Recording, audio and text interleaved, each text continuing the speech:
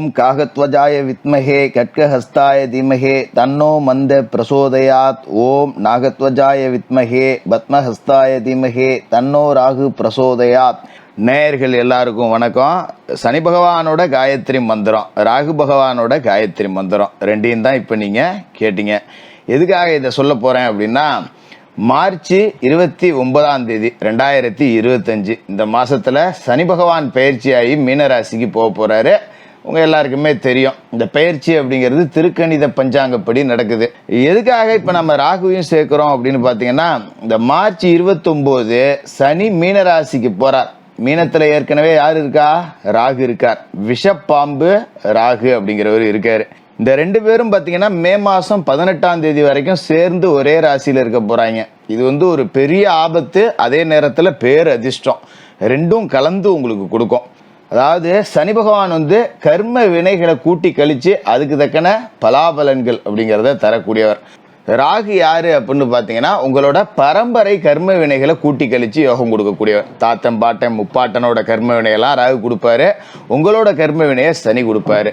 ரெண்டு பேரும் ஒரே இடத்துல சேர போறாங்க அப்படிங்கிறப்ப ரொம்ப கவனமாகவும் இருக்கணும், அதே நேரத்தில் ரொம்ப டாப்லையும் போகக்கூடிய அமைப்பு இருக்கு. யாராருக்கு எப்படி இருக்க போகுது, உங்களோட ராசிக்கு என்ன நடக்க போகுது அப்படிங்கிறத பார்ப்போம். சிம்ம ராசி நேயர்களே, உங்களுக்கு இந்த சனி ராகு சேர்க்கை எப்படி இருக்கு அப்படின்னு பார்த்தோம்னா, என்ன ஜோசியரை எடுத்தோடனே பயமுறுத்துறீங்க அப்படின்லாம் நீங்கள் நினைக்க வேண்டியதில்லை. அதே மாதிரி எப்போவுமே பாசிட்டிவாக பேசக்கூடியவர், ஒரு மன ஆறுதலாக பேசுவீங்க. இப்போ என்ன நெகட்டிவாக பேச போகிறீங்க அப்படின்னு நீங்கள் நினைக்க வேண்டியதில்லை. முதல்ல சொல்கிறத புரிஞ்சுக்கிட்டோம் அப்படின்னா ஓரளவுக்கு நீங்கள் எச்சரிக்கையாக இருந்துப்பீங்க அப்படிங்கிறதுக்காக சொல்கிறேன்.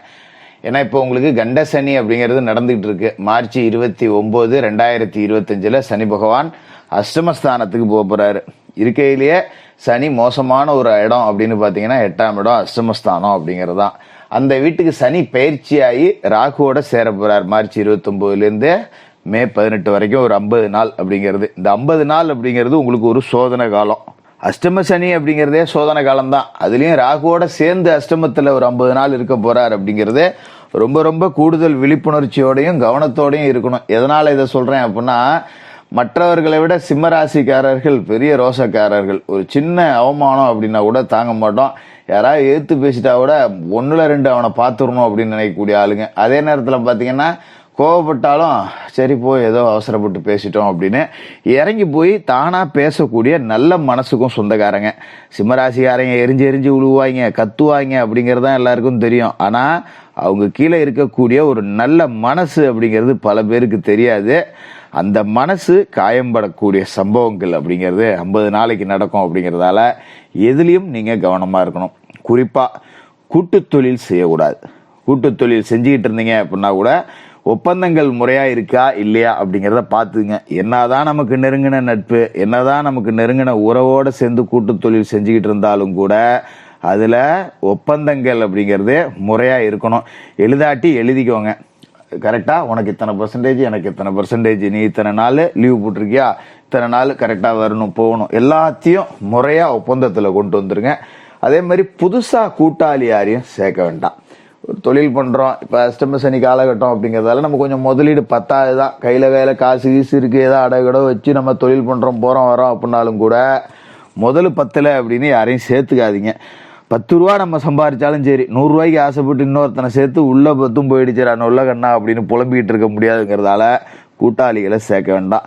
ஏற்கனவே கூட்டாளிகள் இருக்காங்க, பிரிஞ்சு போகிற சூழல் அப்படின்னா சந்தோஷமாக வெளியே அனுப்பி வைங்க. அப்பா இந்தாப்பா இவ்வளோ நாள் நல்லபடியாக இருந்தோம், இந்தா உனக்கு உள்ளதை நீ எடுத்துக்க, எனக்கு உள்ளதை நான் எடுத்துக்கிறேன் அப்படின்னு சொல்லிட்டு நல்ல முறையாக பேசி தீர்த்து பகமை பாராட்டாமல் பிரித்து விட்டுறது நல்லது. அதுமாரி இந்த 50 நாளில் புது முயற்சிகள், முக்கிய முடிவுகள், சுபகாரிய பேச்சுவார்த்தைகள் இது எல்லாத்தையுமே தவிர்க்கணும். குறிப்பாக பார்த்தீங்கன்னா, உறவுகளுக்குள்ள யாராவது ஒருத்தர் உங்கள்கிட்ட சொல்லியிருப்பாங்க, தம்பி பொண்ணுக்கு மாப்பிள்ளை பார்த்துட்டு இருக்கேன்பா, ஏதாவது உனக்கு தெரிஞ்ச நல்ல இடம் வந்தால் சொல்லு, முடிச்சு விடுவோம் அப்படிம்பாங்க.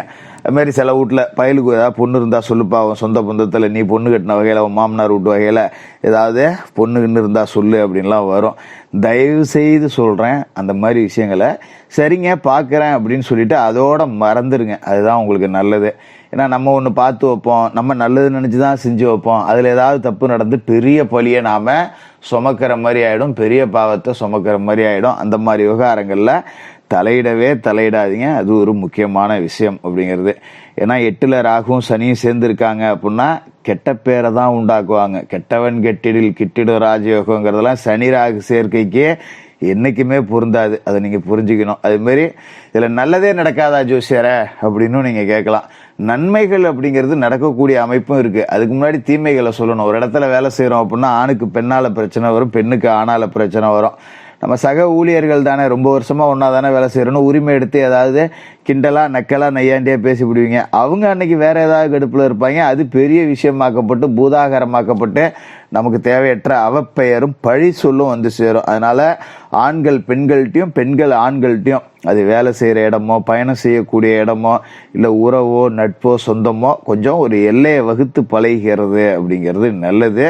இல்லைன்னா தேவையற்ற பிரச்சனைகள் வரும். அது மாதிரி சில பேருக்கு வீட்டில் களவு போகக்கூடிய வாய்ப்பு இருக்கு, வண்டி வாகனம் காணாம போகக்கூடிய வாய்ப்பு இருக்கு. அதனால இதுல ரொம்ப கவனமா இருங்க. வீட்டை வெளியே போறோம் அப்படின்னா விலை உயர்ந்த பொருட்கள் எல்லாம் வீட்டில் இருக்கிறதுக்கு வாய்ப்பு இல்லை. சிம்மராசிக்காரர்கள் இப்ப இருக்கிற சூழலுக்கு நகையே வச்சிருந்தாலும் அது ஒட்டி போய் பேங்க்ல அடவுல தான் இருக்கும். வீட்டுல என்ன இருக்கு, எவனாவது வந்து திருடனை வச்சுட்டு போனாதான் உண்டு அப்படிங்கிற நிலைமை தான் இருக்கும். இருந்தாலும் வீட்டை ஒரு தடவைக்கு 2 தடவை நல்லா பூட்டிட்டீங்களான்னு செக் பண்ணிங்க. முடிஞ்சவங்க சிசிடிவி கேமரா கூட வாங்கி வச்சுக்கிங்க. அதே மாதிரி வண்டி வாகனம் எங்கேயா எடுத்துட்டு போறீங்க அப்படின்னா நல்லா பூட்டியிருக்கா, சைட் லாக்லாம் வேலை செய்தா அப்படிங்கிறத ஒரு தடவைக்கு 2 தடவை பார்த்துக்குங்க. இதுல ரொம்ப கூடுதல் கவனத்தோட இருக்கணும். சரி, நல்லது என்ன ஜோசியரை அப்படின்னு நீங்க கேட்கலாம். அதாவது இந்த மாதிரியான சூழல்ல காசு பணம் அப்படிங்கிறது எங்க இருந்தாவது வந்துடும். அதை பத்தி நீங்க பயப்பட வேண்டியது இல்லை. அது மாதிரி பார்த்தீங்கன்னா ஒரு கடன் நமக்கு இருக்கு, நெருக்குது பிடிச்சி அப்படின்னா இந்த காலகட்டத்தில் பெருசாக நெருக்குதல்ங்கிறது இருக்காது. ஏதாவது ஒரு பதில சொல்லிடலாம். அப்படி இல்லைன்னா ஏதாவது ஒரு தொகை திடீர்னு வரும். எப்பா இந்தாப்பா உனக்கு ஒரு 50,000 தரணும், இப்போதைக்கு ஒரு 20 ரூபா வச்சுக்க, 30 ரூபா நான் வந்தா தரேன் அப்படின்னு சொல்லிட்டு ஒரு பதில் சொல்லக்கூடிய அளவுக்கு, சமாளிக்கக்கூடிய அளவுக்கு கடன் பிரச்சனைகள்லேருந்து நீங்கள் வெளியில் வந்துடலாம். இதே காலகட்டத்தில் வீட்டில் உள்ளவங்க உங்கள் பேச்சை கொஞ்சம் மதித்து நடந்துக்க மாட்டாங்க. நம்ம தான் என்னமோ வெட்டியாக ஊர் சுற்றிட்டு இருக்க மாதிரி, சம்பாரிச்சு போடாத மாதிரிலாம் பேசுவாங்க. இது மாதிரி வீட்டுக்கு ஒரு பொருள் வாங்கணும் போகணும் வரணும்னா கூட நம்ம வாங்கிட்டு வந்துட்டோம்னா இது எதுக்கு இப்போ தூக்கிட்டு வந்த, இருக்கிற கஷ்டத்தில் இது தேவையா அப்படிங்கிற மாதிரிலாம் சண்டை வரும். அதனால் வீட்டுக்கு ஒரு பொருள் வாங்கணும் போகணும் வரணும்னா வீட்டில் உள்ளவங்களை கலந்து ஆலோசித்து அதன் பிறகு முடிவெடுங்க. அதுமாரி இரவு நேரத்தில் எங்கேயும் இருட்டான பகுதிகளில் பயணம் செய்ய வேண்டாம். விஷ பூச்சிகளால் தீண்டப்படக்கூடிய ஆபத்து அப்படிங்கிறது இருக்குது. குறிப்பாக விவசாய பணிகள் செய்கிறவங்க புதர் மாதிரியான இடங்களை சுத்தம் செய்யும் போதோ இல்லை வயலில் இரவு நேரத்தில் தண்ணீர் பாய்ச்சும் போதோ கூடுதல் கவனத்தோடு இருக்கணும். பெரிய உசுருக்கு ஆபத்து அப்படிங்கிற அளவுக்குலாம் இல்லை.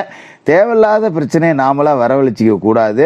அது மாதிரி தர்க்கம் பண்ணாதீங்க. குறிப்பாக அரசியல் ரீதியான பேச்சுவார்த்தையில் கலந்துக்காதீங்க. இங்கே ஒரு டீ கடைக்கு போகிறோம், காப்பி கடைக்கு போகிறோம், அங்கே ஓன் தலைவன் பெரிய ஆளா என் தலைவன் பெரிய ஆளா அப்படிலாம் விவாதம் ஓடிக்கிட்டு இருக்கோம். போனோம்மா டீயை குடிச்சோமோ வந்தோம்மான்னு இருக்கணும். நம்மள வேணாலும் கூப்பிட்டு கேட்டால் கூட எப்பா இருப்பா எனக்கு வேலை இருக்குப்பா நீங்கள் பேசிகிட்டு இருக்கப்பா அப்படின்னு கலந்து வந்துடுறது அப்படிங்கிறதான் இந்த காலகட்டத்தில் நல்லது. அது மாதிரி அரசியல் கட்சியில் இருக்கிறவங்க எதா இருந்தாலும் கொஞ்சம் பின்னாடி நில்லுங்க. முந்திரி விட்டை மாதிரி முன்னாடி ஓடாதீங்க. தேவையற்ற பிரச்சனைகள் வழக்குகளை சந்திக்க வேண்டியது வரும். சமூக வலைதளங்களில் எழுதுகிற மாதிரி இருந்தாலும் கூட ஆதாரமற்ற கருத்துக்கள் அடுத்தவங்க போடுறத கண்ணாப்புண்ணான்னு ஷேர் பண்ணி விடுற வேலை இதெல்லாம் செய்யாதீங்க. ஒரு மேடை பேச்சாளர்கள்னா மேடையில் பேசும்போது கவனமாக இருங்க. இது எல்லாமே இந்த 50 நாள் அப்படிங்கிறது ஒரு சோதனை காலம்தான். அஷ்டமசனியோட பாதிப்பு 2.5 வருஷம் இருந்தாலும் கூட வந்த உடனேவா இந்த அடி அடிக்கிறது அப்படிங்கிற அளவுக்கு இந்த 50 நாட்கள் கொஞ்சம் சுமாரா அப்படின்னு சொல்லிட முடியாது, ரொம்பவே சுமாரா இருக்கு. எதிர்மறையா பேசுறேன்னு தப்பா நினைக்க வேண்டாம். உள்ளதை உள்ளபடி சொல்லிடுறேன். சனிக்கிழமையில சனி பகவானுக்கு எல் தீபமும், செவ்வாய்க்கிழமை ராகு காலத்துல துர்க்கை அம்மனுக்கு எலுமிச்சை தீபமும் ஏத்திக்கிட்டு வாங்க. மாற்றுத்திறனாளிகள் சாலையோரத்தில் இருக்கிறவங்களுக்கு உங்களால் முடிஞ்ச உதவிகள் செய்யுங்க. ஓரளவுக்கு நீங்கள் பிரச்சனைகள்லேருந்து விடுபடலாம். சிம்மராசிக்காரர்களுக்கு வாழ்த்துக்கள்.